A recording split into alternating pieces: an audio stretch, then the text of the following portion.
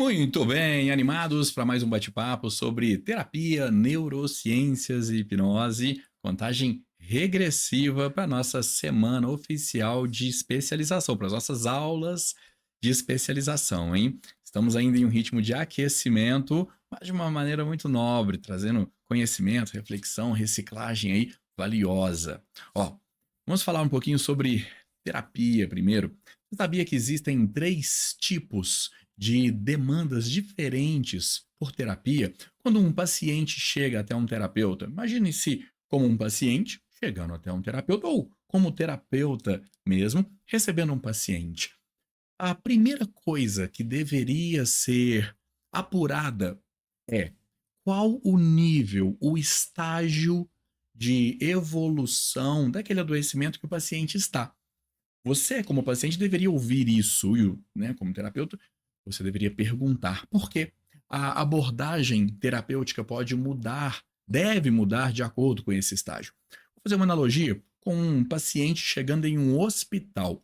Concorda que teríamos aí três cenários diferentes? Imagina que um paciente ele está em uma situação de urgência, emergência. Ele vai para um hospital, ele vai para o pronto-socorro, não é? Agora, se esse paciente não está em uma situação de emergência, ele está com um diagnóstico e precisa fazer um tratamento. Então, ele vai para um outro departamento do hospital ou para um consultório particular de um médico para receber orientações para aquele tratamento. Agora, imagina que tem um paciente que ele não tem nenhum diagnóstico, não tem nenhum problema diagnosticado, não tem nenhuma emergência, mas ele quer e deve, né, buscar o médico de forma preventiva. Bom, concorda que a competência do médico para tratar esses três cenários deve ser diferente? O médico socorrista, ele tem um tipo de formação, de preparo para aquele tipo de situação. O médico do tratamento convencional, ele tem um outro tipo de especialização, de repente naquele padrão de diagnósticos para saber como medicar, qual é o protocolo. E o médico preventivo, ele tem uma outra especialização, uma orientação ainda de tratamento. Os pacientes são diferentes. O cenário dos terapeutas é parecido, mas por algum motivo isso não é ensinado da maneira certa nas escolas terapêuticas. Mas aqui, agora, você vai entender como isso faz todo sentido e como isso explica muitos tratamentos que falham por causa disso. É como se fosse um paciente numa situação de emergência chegando para um tratamento de acompanhamento médico. A abordagem é diferente da que o paciente precisa e ele não vai ter resultado. Mas quando falamos da terapia, vamos trazer a nossa telinha aqui para gente. Olha só, nós temos três tipos de demanda. Eu vou dar nomes aqui para elas para você acompanhar comigo. Ó, existe uma demanda que eu vou chamar de preventiva, assim como essa analogia que eu usei. Uma que é adaptativa e uma que é reativa. Bom, vamos lá. Quando é que cada uma delas, né, acontece? O que, que a gente precisa saber sobre elas? Ó, a demanda preventiva ela acontece basicamente quando os pacientes eles procuram por tratamento antes de precisar.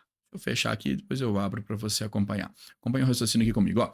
Imagina só, um paciente, uma pessoa, ela sabe que vai precisar de habilidades comportamentais e emocionais em uma determinada situação, em uma determinada fase da sua vida. Concorda que isso pode acontecer?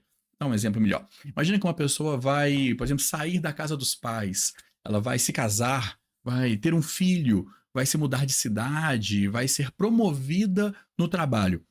Concorda que as competências, as habilidades emocionais que uma pessoa precisa ter para ser pai, para ser mãe, para criar, educar um filho, são diferentes das habilidades emocionais que são necessárias sem um filho para se educar? As competências, habilidades emocionais que um gerente, um gestor, um líder, um coordenador precisa ter são diferentes das habilidades da equipe. Talvez esse gestor ele vai assumir mais responsabilidades, mais pressão. Ele tem que saber lidar com essas coisas. Mais um exemplo só. Concorda que as habilidades emocionais e tal, que uma pessoa casada em um relacionamento precisa ter são diferentes, né, das habilidades de uma vida de solteiro? Na vida em um relacionamento, numa vida a dois, é natural que você precise de habilidades diversas, às vezes mais maduras, mais evoluídas, mais paciência, mais resiliência, mais um monte de coisas que na vida sozinho não são necessárias. Bom, imagina que uma pessoa, ela sabe que vai precisar disso e ela busca por tratamento antes de precisar. Olha, eu vou ser promovido, terapeuta, para gestor na minha empresa e eu preciso saber lidar melhor sob pressão, porque existe muita cobrança por resultados nesse cargo. Podemos trabalhar um tratamento terapêutico para eu desenvolver essas habilidades? Claro! É claro que sim. Esse tipo de abordagem é o que nós chamamos de abordagem preventiva. Olha só, antes de precisar, eu aciono um profissional para desenvolver. Seria maravilhoso se o mundo fosse assim. Se todas as pessoas tivessem consciência de que elas podem e devem desenvolver essas competências antes de precisar delas. Mas a gente sabe que não é assim. Então, o que acontece? Ó, só para deixar escrito aqui para vocês, é quando o paciente busca para evitar traumatizações. Tá? Antes de precisar daquele cenário, eu posso me traumatizar se eu for viver um dia a dia de pressão, de cobrança, sem estar preparado para isso. Eu vou mudar de cidade, vou viver em outro país durante um tempo. Como que é lidar com essa solidão, com a saudade? Eu não tenho essa habilidade. Se eu, ficar sofrendo por causa disso, eu posso desenvolver uma traumatização. Então, o ideal seria trabalhar isso antes. Mas temos também aqui a demanda adaptativa, que é quando a pessoa não procurou ajuda antes e ela já está exposta àquele cenário e precisa de tratamento para digerir aquela traumatização que está acontecendo em tempo real. Então, imagina uma pessoa que está, nos mesmos exemplos aqui, ela foi promovida e não se preparou antes. E agora, ela está lidando com aquela pressão toda, mas ela não sabe lidar com aquela pressão. Então, o que ela faz? Ela começa a sofrer ali momentos de traumatização. Isso vai piorando. Muitas vezes, na verdade, isso acontece na infância, tá? As crianças, os adolescentes também, eles não têm as competências emocionais para lidarem com aqueles cenários e eles são expostos. Uma troca de escola, uma mudança, de escola, várias coisas podem traumatizar uma criança, um adolescente. Então, quando essas pessoas estão expostas, elas estão vivendo o momento de traumatização e não estão preparadas para isso, elas poderiam procurar ajuda terapêutica. Existe abordagem terapêutica específica para ajudar as pessoas a digerirem esses impactos, essa dificuldade de lidar com aquela situação enquanto a situação está acontecendo. Essa é a demanda que nós podemos chamar aqui de adaptativa, porque ela simboliza que as pessoas estão com uma necessidade de se adaptarem àqueles cenários, àqueles momentos. E tem a demanda reativa, que é quando o problema já se instalou. Agora, a demanda é por superação das traumatizações. É o que acontece na grande maioria das vezes. As pessoas não buscam ajuda terapêutica no momento certo, por falta de educação funcional até. As pessoas não sabem, muitas vezes os pais mesmos não sabem que se uma criança vai passar por uma fase mais difícil da vida, procura o terapeuta antes de essa fase acontecer para preparar essa criança, esse adolescente ou adulto para isso. Não sabem disso.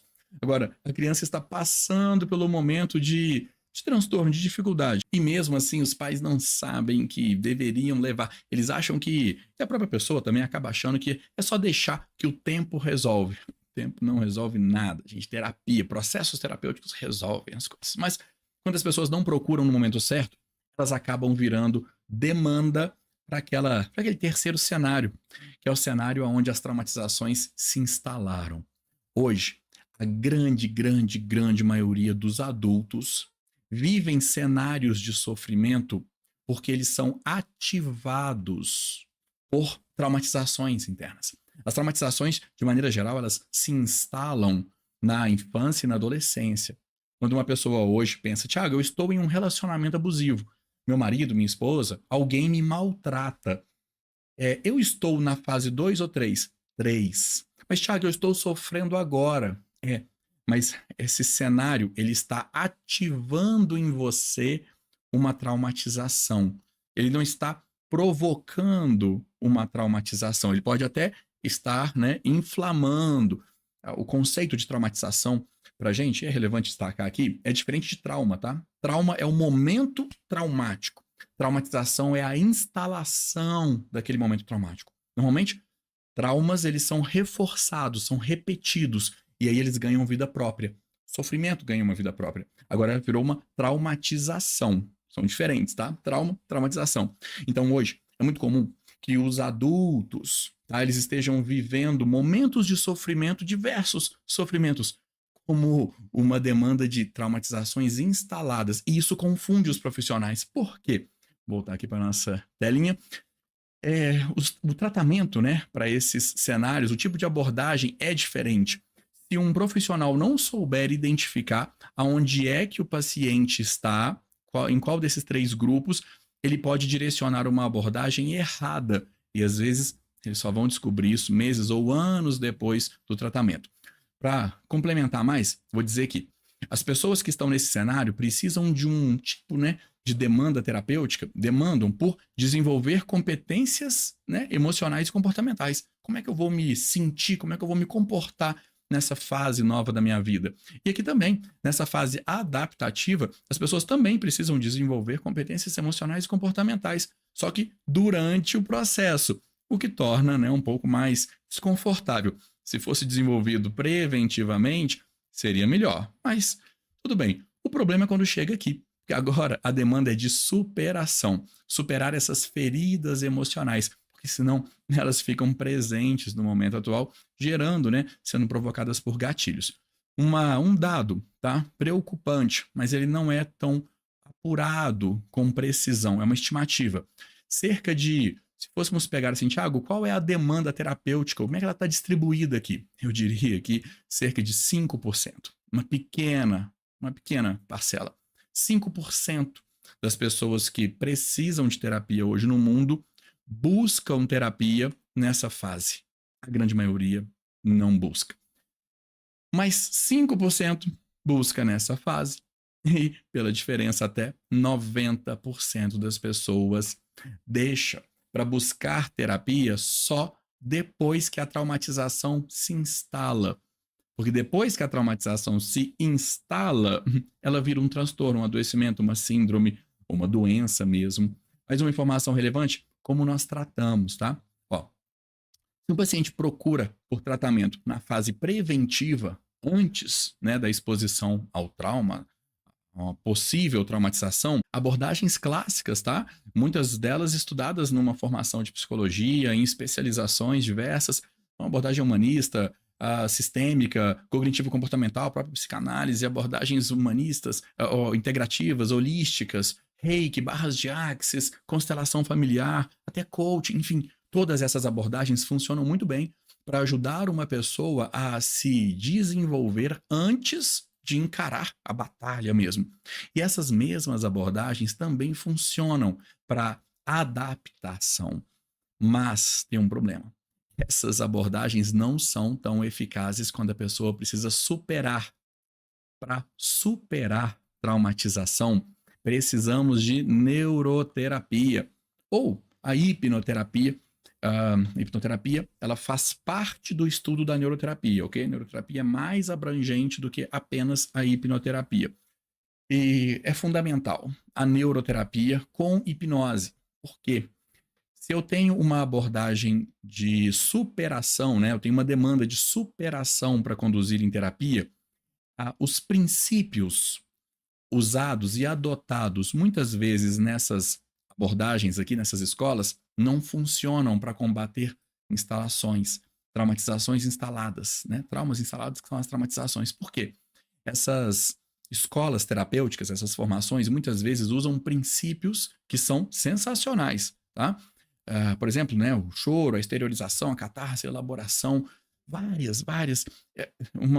Uma dica, inclusive, para você.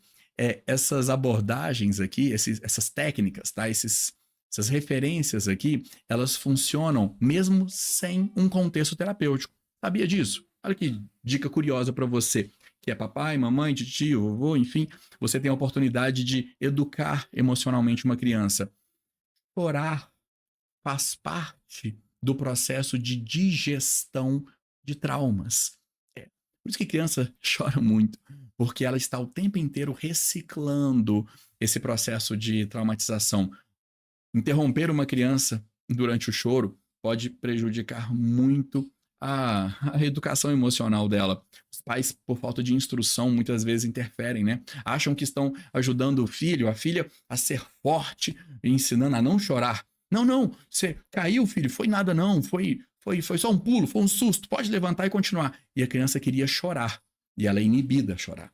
Quando você interrompe uma criança por um momento de choro, você está interrompendo o sistema nervoso dela em um processo de liberação, em um processo de digestão daquela traumatização. O choro faz isso acontecer. Mas não só o choro, pelo que apareceu ali na nossa tela. A, o desabafo faz isso também, sabia? Quando seu filho, sua filha, passou um momento traumático ali na escola, chegou em casa e veio querendo contar, ela quer desabafar o que aconteceu. Os pais, às vezes, não sabem ouvir a famosa escuta ativa, que é ouvir uma criança, um adolescente, ou um adulto mesmo, sem julgar, sem condenar, sem avaliar, sem criticar nada, simplesmente ouvindo. E, se possível, até concordando, porque a pessoa está simplesmente, a criança só está desabafando, é um processo terapêutico. Mesmo que você pense assim, Tiago, mas ela está errada. Ela está falando aqui, mas ela não está certa, eu tenho que corrigir. Não, não, não. Corrija no dia seguinte, corrija depois. Uma coisa de cada vez. Primeiro ajuda a criança a digerir aquela traumatização. Depois você corrige, orienta e educa. São processos diferentes. A elaboração, quando uma pessoa vai falando para organizar melhor as ideias, enfim, todas essas técnicas. Ah, uma curiosidade. Dentro da curiosidade, é, lembram-se, ou já ouviram falar no famoso diário? Normalmente fazia mais parte do universo feminino, né? As meninas costumavam escrever mais diários, mas indiferente, todo mundo poderia ter. Diários são processos, fazem parte, né, de processos de autorregulação terapêutica. Quando uma pessoa passa por um momento traumático, se ela estiver ainda naquela janela ali, ó, de traumatização, de trauma, né, não instalou ainda. Se ela pega uma folha de caderno, uma folha, e começa a escrever, é um desabafo.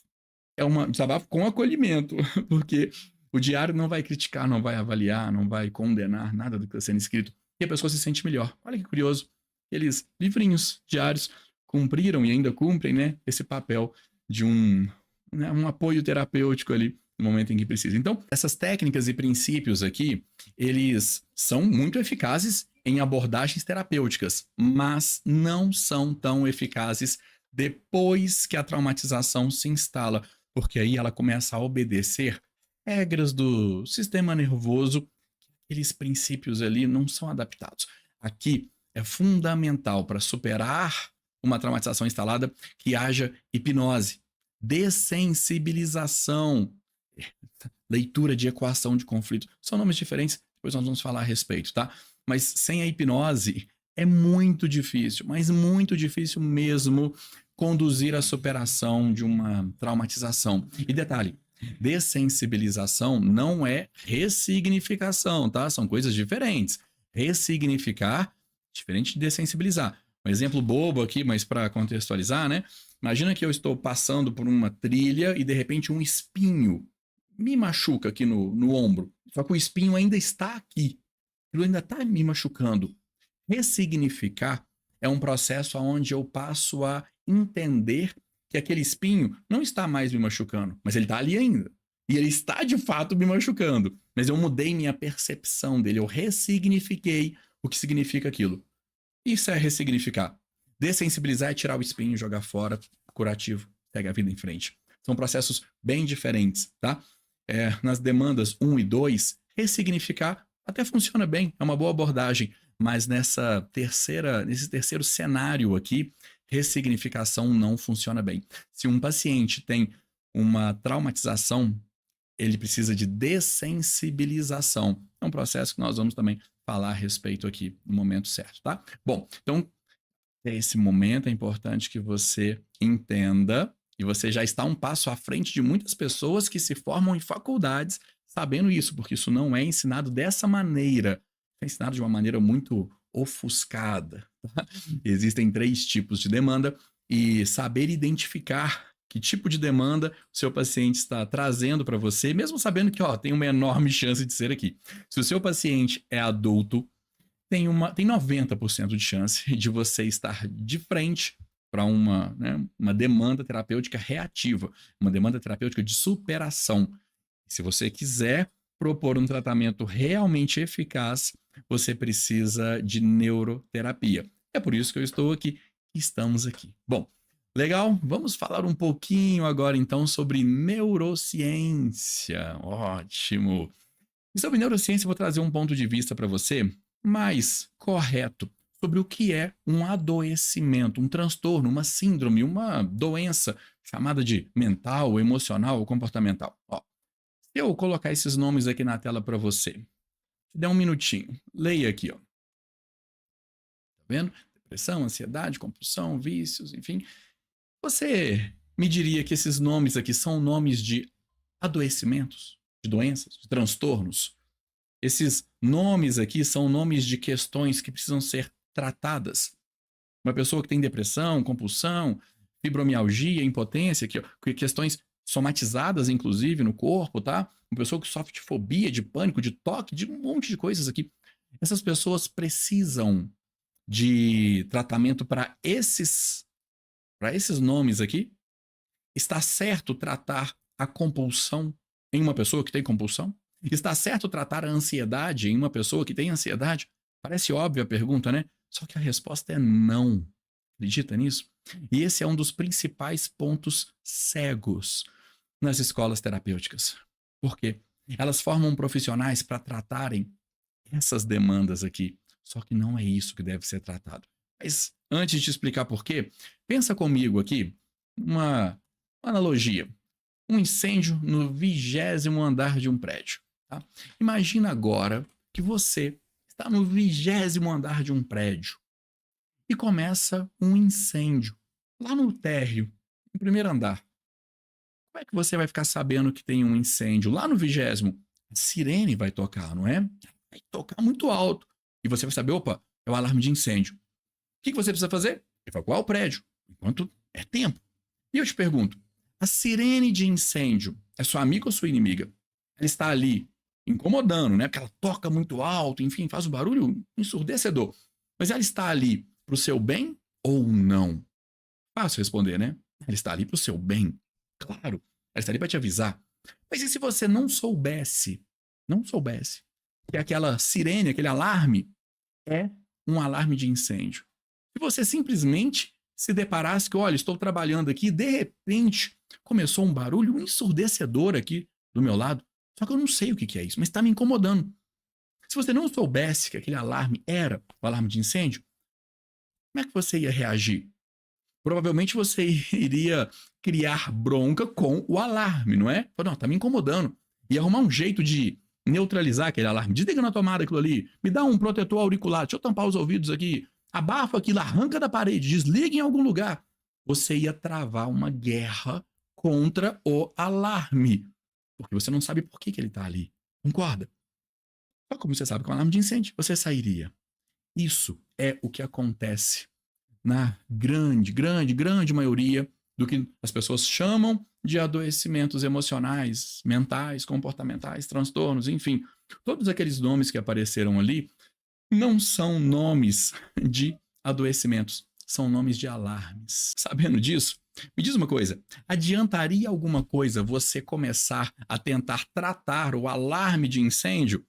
Consegue perceber a diferença? Uma coisa é o fogo, o incêndio, que está lá. Outra coisa é o alarme. Qual dos dois você deve combater nessa história? Não é claro que é o fogo. Você não deve combater o alarme. O alarme está ali para te avisar. Agora, imagina só, qual é o problema de combater a depressão? Eu estou combatendo um alarme. Qual é o problema de combater o vício, a compulsão? Estou combatendo um alarme. O que aconteceria se você ficasse combatendo um alarme no prédio? O incêndio iria se agravar, iria subir pelos andares, ia te cercar, a situação ia ficar pior, concorda? É por isso que muitas pessoas têm dificuldade, ou quando muito conseguem se adaptar, mas têm muita dificuldade de realmente superar seus adoecimentos. Por quê? Eles já são traumatizações instaladas, já têm uma certa vida própria, uma autonomia, e eles podem se agravar. E as pessoas estão muitas vezes medicando, terapeutizando, estão tentando tratar só os sintomas, os sinais que eles aparecem. Todos aqueles nomes ali, olha, como é que nós identificamos? Se você vai lá na DSM-5, como é que você identifica? Qual que é a diferença de uma pessoa estar com ansiedade ou compulsão? São os sinais que ela dá. As pessoas não fazem exame de sangue para saber se elas estão com essas características aqui. Elas simplesmente passam por exames clínicos. Isso é um tipo de diagnóstico aceito? É o que temos, mas com um pouco mais de análise e interpretação, a gente consegue entender que aquele ponto, ele tem que ser melhorado, mas não tratando diretamente ali. Uma outra analogia fácil de perceber é a febre. A febre, hoje é muito claro para todo mundo que a febre ela é uma sinalização de que tem um problema acontecendo lá dentro. Se uma pessoa está com uma infecção, com uma inflamação, um quadro viral, enfim, é normal que a temperatura corporal se eleve, aumente. Por quê? Por vários motivos. Inclusive, é uma das estratégias que o nosso corpo tem de eliminar bactérias, vírus, aumentando a temperatura. Porque muitas bactérias, fungos, vírus, enfim, não sobrevivem com a temperatura um pouco elevada do nosso corpo. Isso ajuda o sistema imunológico a vencer aquela guerra lá dentro. Mas, enfim, a febre, ela não é o que deve ser combatido. Tanto que é muito comum que os médicos digam, olha, se a febre tiver há pouco tempo, se a febre tiver dentro de um quadro aqui aceitável, não medique a febre, deixe, porque ela é um sinal de que seu corpo está lutando para vencer a guerra viral ou bacteriana, seja como for lá dentro. Percebe isso? Mas já houve uma época onde, por desconhecimento, a febre era considerada a doença. E os médicos, a medicina tratava a febre. Se você tem febre, você vai passar por um tratamento que é para combater a febre. Ninguém se preocupava em saber se algo estava causando a febre. E hoje parece que isso acontece ainda nas terapias. As pessoas estão tratando a febre, a sinalização. Como é que isso acontece? Quero que você tenha também uma referência disso. Olha, o processo, né? Ele acontece assim. Uma inflamação, uma marcação traumática se instala no sistema nervoso. Essa marcação traumática, ela gera, né, lá dentro, alterações no sistema nervoso central e no sistema hormonal, no eixo endócrino. Que alterações são essas? Hormônios, neurotransmissores, tá? E essas alterações geram alterações comportamentais e funcionais, que são sinalizações. Vamos fazer a leitura direta aqui dessas três. Olha só. Então vamos lá. Como é que uma depressão, uma ansiedade, ou seja, o que for, se instala em uma pessoa? Como é que ela aparece? Primeiro, tá? Nós sabemos que esses nomes todos, eles são rótulos dados para quadros de alteração hormonal e de neurotransmissores. Então, uma pessoa com depressão está com uma baixa de dopamina, está com uma alta de cortisol, ela tem uma configuração hormonal e de neurotransmissores que caracteriza a depressão. A pergunta é, por quê? Por que o sistema nervoso dessa pessoa está causando essa alteração nos hormônios e neurotransmissores? Sabe por quê? Porque existe uma inflamação no sistema nervoso, tá? Provavelmente na parte límbica dele, que é uma parte mais central aqui, e essa inflamação, ela gera uma alteração justamente nos hormônios e neurotransmissores, que é a maneira que o sistema nervoso tem de avisar que está havendo algo lá dentro. Qual é a traumatização? Quem é o problema? A traumatização, quem é o adoecimento, né? Quem é o problema? Qual é o problema que realmente precisa ser tratado ali? Percebe? É a inflamação. O que causa inflamações? Traumas. Traumas causam marcações inflamatórias no sistema nervoso central. Essas inflamações, quando elas não passam, quando elas se instalam, elas geram alteração nos hormônios e neurotransmissores. Essas alterações geram alterações comportamentais. Uma pessoa que está com mais liberação de cortisol, menos de dopamina, ela tende a ficar mais estressada, mais introspectiva, mais triste. Alguém vai lá e fala, é depressão. Ok, concordo. Mas se eu medicar, se eu terapeutizar só a depressão, eu não estou dando olhos, não estou tratando aquela marcação inflamatória, aquela marcação traumática que está gerando a alteração de hormônios e neurotransmissores. Percebe? Esse é o principal ponto cego hoje nas terapias, que estão começando a ver isso depois de décadas, séculos, com isso, assim, totalmente acessível, tá? Bom, deixo até aqui, então, essa interpretação para você sobre o que são os adoecimentos. É muito disruptivo isso, mas é necessário tocar nesse assunto, que nos nossos próximos capítulos esse tema aí vai ser necessário, a compreensão dele, tá? E por último, eu quero passar por um tópico de hipnose aqui, justamente com a reflexão sobre por que hipnose, por que usamos hipnose, por que uma terapia, um processo, uma abordagem terapêutica precisaria de hipnose. Ó, primeiro uma analogia, a hipnose ela é equivalente à anestesia para o cirurgião. Um médico consegue tratar um paciente sem anestesiá-lo, sem uma cirurgia? Consegue. Vários procedimentos podem ser feitos sem uma abordagem invasiva no corpo de um paciente. Geralmente usamos anestesia quando, né, temos que passar por uma cirurgia, algum procedimento invasivo. Mas existem alguns procedimentos que eles só podem ser realizados com anestesia.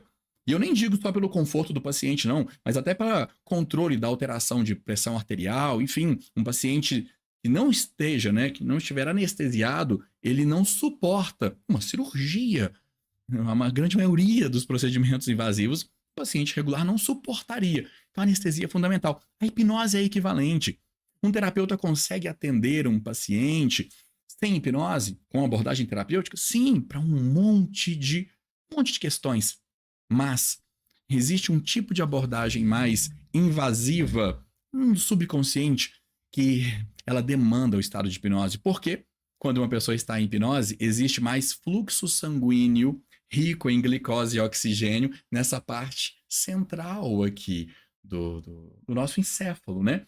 Fora da hipnose, a maior oferta, a maior circulação de sangue rica em glicose e oxigênio acontece na parte externa, cortical, essa parte aqui.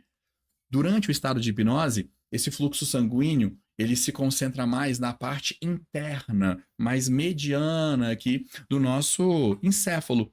E isso é fundamental porque quando temos traumatização instalada, considere que é como se fosse um tumor. Ele tem que ser extraído. Ele tem que ser acessado. Algumas informações sobre aquele adoecimento estão no subconsciente, na parte subcortical do sistema nervoso de um paciente. A hipnose é fundamental para ter acesso, para que o próprio paciente tenha acesso a essas informações e a possibilidade de reorganizá-las, que é o que chamamos de reprogramação. O que é uma reprogramação mental? É reorganizar, né, o que está funcionando ali dentro. E uma reprogramação subconsciente é uma reorganização das coisas que estão programadas, reações emocionais, no nosso caso, nessa parte mais límbica do cérebro. Bom, detalhes técnicos, vamos entrar muito neles não. Considere o seguinte, a hipnose é fundamental por isso, porque ela possibilita, ela amplifica os resultados, tá? Ela possibilita mais resultados na atuação de um terapeuta. Existem manobras terapêuticas que não funcionam tão bem se o paciente não estiver em hipnose. E essas manobras são essenciais quando temos que, né, conduzir uma superação de traumas instalados. Manobras de dessensibilização, por exemplo. Manobras de leitura, interpretação da equação. Essa palavrinha apareceu ali antes, lembra? Da equação de um conflito. Isso não funciona muito bem se o paciente não estiver sob hipnose, porque ele vai influenciar as próprias respostas de forma mais racional. Se ele estiver em hipnose, não há, e bem conduzido, né? Não há essa influência. Bom, quero aproveitar para esclarecer um mito aqui. As pessoas normalmente falam de hipnose, ou ouvem falar e pensam assim, Thiago, todo mundo pode ser hipnotizável? Sim, todo mundo. E eu sei que essa resposta contraria alguns livros e alguns professores, mas eu deixo gravado aqui para você e te tranquilizo sobre isso. Hipnose não é foco e concentração. Quem fala isso está muito errado. Neurocientificamente explicando, é fácil explicar isso. Não precisa ter foco, nem atenção, imaginação, criatividade, nada. Para os meus alunos, pelo menos, tá? Das formações em neuroterapia e hipnose, não existe dificuldade para hipnotizar um paciente. Isso existe se você já estudou hipnose, talvez já tenha visto ou passado por isso, ou até aprendido dessa forma, tá? Ah, alguns pacientes, algumas pessoas não são hipnotizáveis. Você tem que fazer alguns testes para ver se a mão dela cola, se o dedo cola. Aqui, isso não existe. Nós usamos técnica e embasamento neurocientífico para hipnotizar, para conduzir o transe hipnótico nos pacientes, nas pessoas. E te garanto, todo mundo é hipnotizável. O único pré-requisito é o paciente seguir instruções. E, lógico, o terapeuta, o hipnoterapeuta, o neuroterapeuta precisa ser competente sobre dar essas instruções. Não só na narrativa, mas na maneira de dar essas instruções. Muda muito. Então, se for já relevante para você, eu deixo essa tranquilidade aqui. Thiago, eu quero aprender hipnose com você, quero estudar isso com você. Então pode ficar tranquilo, você vai aprender de maneira que qualquer pessoa entra em hipnose, em transe hipnótico com você. E eu vou deixar uma dica para isso aqui, tá? Para quem já praticou, já estudou, já pratica, uma grande habilidade de um terapeuta que trabalha com hipnose é saber estabilizar o estado de transe de um paciente, tá? É fundamental saber. É mais importante, às vezes, do que saber hipnotizar, tá? Muitas vezes o profissional peca nesse momento. Existem instruções específicas para o paciente entrar em hipnose. E existem instruções para o paciente permanecer em hipnose. A maneira de falar, o que é dito, como, para que o paciente permaneça. São as manobras, né, de estabilização. Hipnotizar alguém e não estabilizar o estado de transe é contar com a sorte que a pessoa vai permanecer ali dentro, tá? Dentro, né, entre aspas aqui, imerso no estado de hipnose. Então, não, né, a proposta não é ensinar isso aqui agora, mas tranquilizar dizendo que qualquer pessoa é hipnotizável.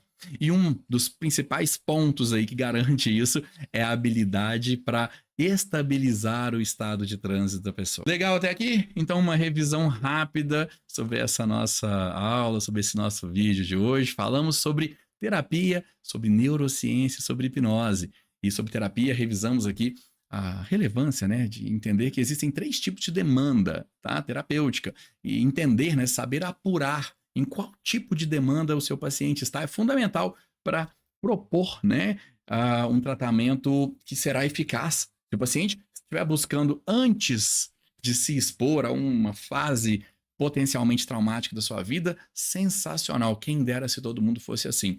Abordagens clássicas, mais triviais, são muito bem-vindas. Honestamente, a neuroterapia nem é a melhor prática para essa demanda, não. Quando o paciente busca para se adaptar, ele já está, ele não procurou antes, ele já está passando pelo momento de impacto traumático.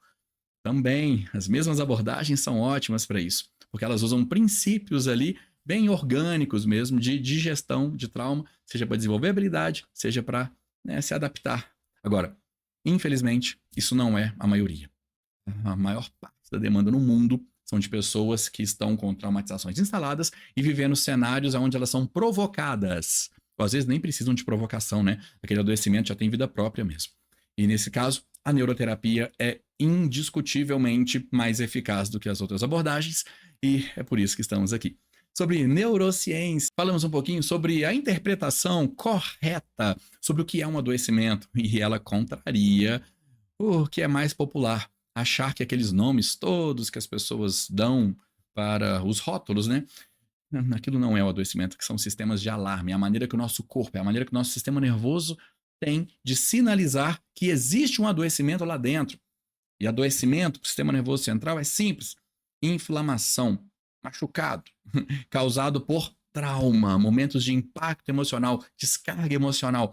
Isso gera uma marcação traumática que praticamente é uma inflamação. E essa inflamação vai gerando as alterações comportamentais, hormonais, enfim, e as pessoas dão um nome para essas alterações. O que é que deve ser combatido? Não são os sintomas. Os sintomas eles serão resolvidos posteriormente, muitas vezes sem necessidade de abordagem, até quase que naturalmente. O foco de um terapeuta deve ser ajudar um paciente a superar o que está causando o problema. Isso é o foco. Lembrando que causa é diferente de origem, ok? Origem é quando começou. Causa é o que está atuando hoje, no momento atual, para, né, dar suporte àquele adoecimento. E por último, sobre hipnose, entendemos que ela é fundamental para dar mais competência, mais capacidade de atuação para um terapeuta conduzindo seus pacientes em demandas, né, que estão mais alocadas no subconsciente, na camada subcortical, demandas emocionais, tá? Disfunções, transtornos, adoecimentos já instalados. O estado de hipnose proporciona maior acesso a informações e a reorganização dessas informações lá dentro, principalmente para dessensibilização, que é uma manobra fundamental para superar traumatizações. Também sabemos que hipnose é para todos, sim, garanto isso para você.